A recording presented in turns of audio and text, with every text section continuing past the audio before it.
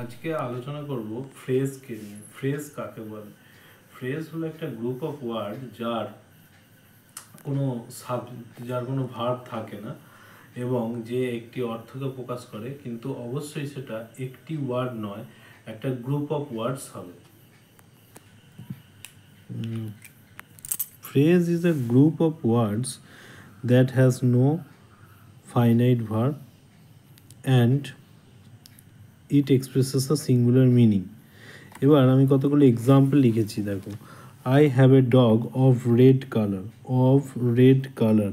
এখানে দেখো তিনটে ওয়ার্ড আছে। It reveals a singular meaning of red colour. He walks in a slow manner. এই সেন্টেন্সটাতে ইন এ স্লো ম্যানার এটা বোঝাচ্ছে slowly. So in a slow manner হচ্ছে একটা ফ্রেজ। তারপরে the poor man came there.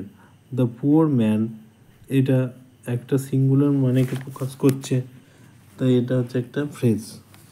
He comes all of a sudden মনে হচ্ছে suddenly. All of a sudden একটা গ্রুপ অফ ওয়ার্ডস যেটা একটা সিঙ্গুলার মিনিংকে প্রকাশ করে।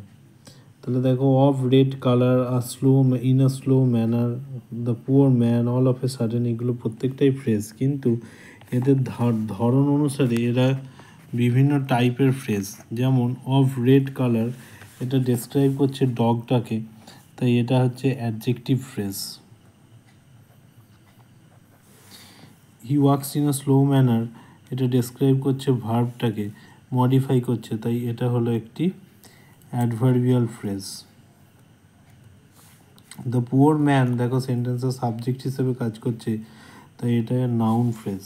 He comes all of a sudden এটাও কিন্তু কামসটাকে ডেসক্রাইব করছে, তাই এটাও হয়ে যাবে অ্যাডভার্বিয়াল ফ্রেজ। তাহলে প্রত্যেকটা ফ্রেজ, তাহলে আমরা পাচ্ছি কি ফ্রেজের তিনটে ভাগ। একটা হচ্ছে নাউন ফ্রেজ, একটা হচ্ছে noun phrase, 2 number adjective phrase, and number 3 adverbial phrase. Noun phrase কি করবে?